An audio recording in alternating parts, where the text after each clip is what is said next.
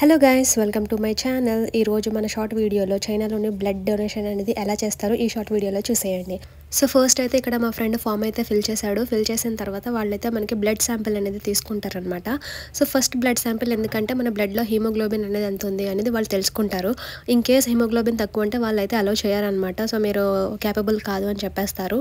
So క్విక్గా మనకైతే ఇక్కడ తనకి హీమోగ్లోబిన్ ఎంత ఉందో చూపించేసింది మిషన్ కూడా. సో 14.7 ఉందన్నమాట.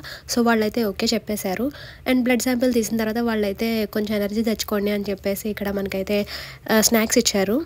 ప్రేమ అయితే ఇప్పటికీ 3 times బ్లడ్ ఇచ్చాడు. సో ఎప్పుడు వచ్చినా కూడా నేను హారిక శశినే స్నాక్స్ ఎక్కువ తింటూ ఉంటాం అనమాట వాడికన్నా.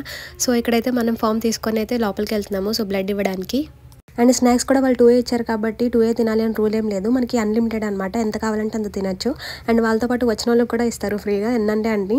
సో ఇక్కడైతే ప్రేమ్ బ్లడ్ ఇచ్చాడు. సో వాళ్ళైతే బ్లడ్ తీసుకుంటున్నారు అనమాట. సో తీసిన తర్వాత మనకైతే బ్యాండ్ వేసేసి